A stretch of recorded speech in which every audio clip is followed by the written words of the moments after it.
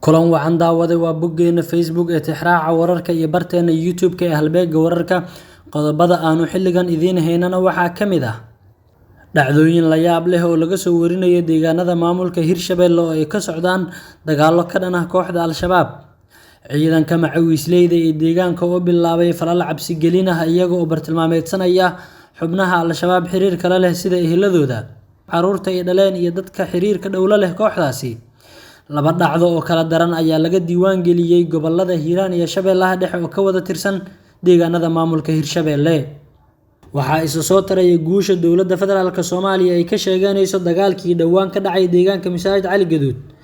Xubno ka mid ah mas'uuliyiinta dhanka amniga ee howlgallada qaybta ka ah ayaa warbaahinta la hadlay. War cusub ayaa ka soo baxaya khasaaraha dagaalka ka dhacay deegaanka Masaajid Cali Gaduud oo markan ay si buuxda gacan ku hayntiisa ula wareegeen ciidamada dowladda iyo kuwa deegaanka oo isgarabsanaya. Taliyihii hore ee hay'adda nabad sugidda iyo sirdoonka qaranka ayaa waxa uu shaacinayaa tirada rasmiga ah xubnaha Al-Shabaab ee looga dilay deegaanka Masaajid Cali Gaduud howlgalladii ugu dambeeyay ka dhacay. Haddii aad nagu cusub tahay nagu soo biir adigoo muuqaalka like saaraya una share gareynaya saaxiibadaasi uu dad badan u gaaro mahadsanid.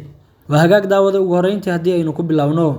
Dhaawaca laba wiil oo mid ka mid ah la xininya siibay ayaa dhawaan waxaa la keenay magaalada Muqdisho kadib markii deegaanka Aboori oo ka tirsan gobolka Hiiraan ay weerar ku qaadeen xilli habeen ah guri ay ku sugnaayeen dadkaasi. Ciidamo la sheegay inay ka tirsan yihiin kooxda macawiisleyda ee ka dagaalanta gobolka Hiiraan ayaa la sheegay in mid ka mid ah labada wiil ay xaniinyaha ka siibeen kaasi oo u dhintay dhibka loo geystay. Sawirro iyo muuqaallo laga soo qaaday mid ka mid ah wiilasha xaniinyaha laga siibay ee ku sugnaa deegaanka Aboori ee gobolka Hiiraan ayaa lagu baahiyay baraha internetka gaar ahaan aaladaha Facebook iyo Telegram oo ay Soomaalidu aad u isticmaasho. Mid ka mid ah wiilasha ayaa la soo warinayaa in uu geeriyooday halka mid ka mid ah dhaawiciisa la soo gaarsiiyay magaalada Muqdisho kadib markii xaniinyaha ay kala baxeen kooxda macawiisleyda.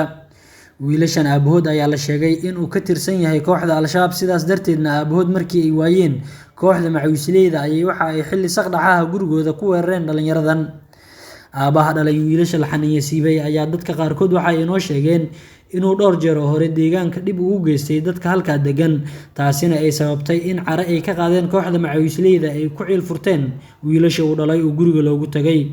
Dhacdadan ayaa falcelinno dhowr ah ka timid taasi oo ahayd in lagu fududaaday in dhalinyaro aan la hubin inay ka tirsan yihiin kooxda Al-Shabaab sidaas lagula dhaqmo.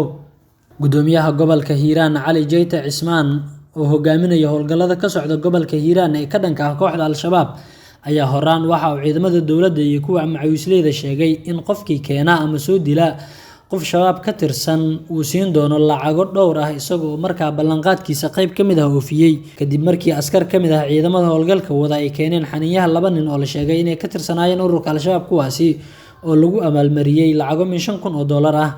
Dhanka kale dhacdada labaad ayaa laga diiwaan geliyay gobolka Shabeellaha Dhexe gaar ahaan deegaanka Warciise oo ka mid ah deegaano dhawaan ay ciidamada dowladda iyo kuwa macawiisleydu kala wareegeen ururka Al-Shabaab.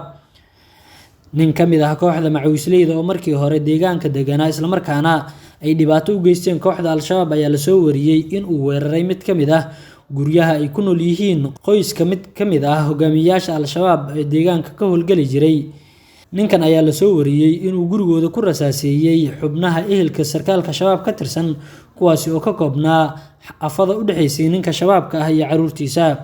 Xubno ka mid ah mas'uuliyiinta amniga ee deegaanadaas ka howlgala ayaa tixraaca wararka u xaqiijiyay in ninkan horay ehelkiisa loo dhibaateeyay isla markaana uu tirsanayay takano hore, taasi oo sababtay in caradii uu ka qaaday uu ku ciil furto qoyska ninkan.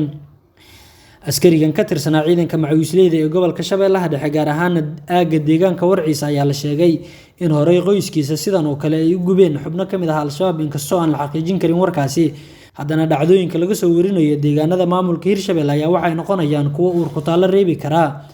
Qaar ka mid ah dadka amniga ka faalooda ayaa qaba in dhacdooyinka noocan loo baahan yahay in ay xakamayso dowladda iyada oo si kale loo maareyn karo isla markaana aargudashada shabaab xubnaha ka mid ah waddo kale loo sameyn karo.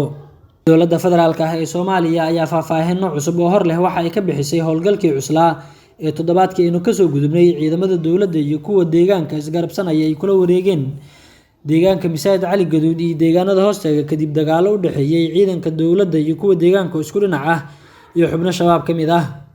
Ciidanka dowladda Soomaaliya oo kaashanaya kuwa deegaanka ayaa si buuxda ula wareegay gacan ku haynta deegaanka Masaajid Cali Gaduud ee gobolka Shabeellaha Dhexe, waxa ayna ciidamada halkaasi ku galeen dagaal dhiig badan oo ku daatay kaasi oo duqeymo dhanka cirka ah ay ku xooganayeen.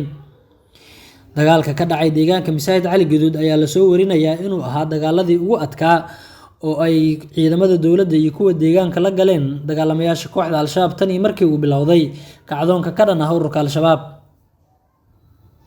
Taliyihii hore ee ciidanka nabad sugidda iyo sirdoonka qaranka Soomaaliya Genaraal Cabdiraxmaan Maxamed Tuuryare Cumda oo ka mid ah saraakiisha ciidanka ee gaaray deegaanka Masaajid Cali Gaduud ayaa sheegay in Al-Shabaab jab xoogan lagu gaarsiiyay dagaalkii ka dhacay deegaankaasi. Genaraal Tuuryare oo warbaahinta la hadlay ayaa waxa uu sheegay in dagaalkii ka dhacay Masaajid Cali Gaduud lagu dilay ku dhawaad 200 oo dagaalamayaal Al-Shabaab ka tirsan ah. Generaalka ayaa dhanka kale waxa uu xusay in meydadka qaarkood lagu ururiyay markii ciidamadu ay qabteen isla markaana lagu guray godad waaweyn oo Al-Shabaab markii hore ay u qoteen. Cabdiraxmaan Tuuryare Cumda, taliyihii hore ee hay'adda NISA, waxa uu sheegay in ciidanka dowladda iyo kuwa deegaanka ay yihiin kuwa aad u tiro badan oo sidoo kalena haysta hub badan iyo saanad ciidan, waxa uuna ugu baaqay in howlgalka ay sii wadaan kana saaraan Al-Shabaab meel walba oo ay kaga sugan yihiin gobolka Shabeellaha Dhexe iyo guud ahaan Soomaaliya.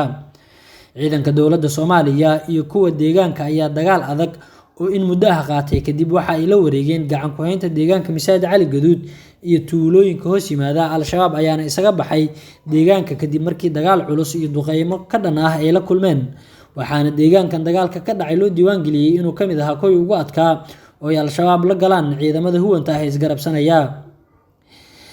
Mas'uuliyiin dhowr ah iyo saraakiil ciidan ayaa ku sugan deegaanka Masaajid Cali Gaduud, waxaana ka mid ah jenaraallo ciidanka ka tirsan. Sidoo kale waxaa qayb ka ah gudoomiyihii hore ee degmada Wadajir Axmed Xasan Cadow Axmed Daaci, kaasi oo sheegay in ay sii wadayaan howlgallada ka dhanka ah Al-Shabaab oo ay kaga saarayaan deegaano ka mid ah gobolada Galgaduud iyo Shabeellaha Dhexe, kuwaasi oo ay aad u degto beesha ay kasoo jeedaan mas'uuliyiintani.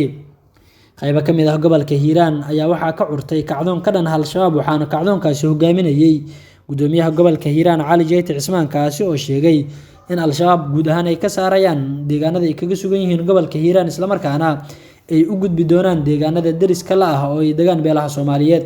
Wararkii ugu dambeeyay oo aad xilligan kala socoteen barteena YouTube ee Halbeega Wararka waa nageynta. Haddii aad nagu cusub tahay nagu soo bir adigoo muuqaalka like saaraya una share gareynaya saaxiibada si uu dad badan u gaaro. Mahadsanid.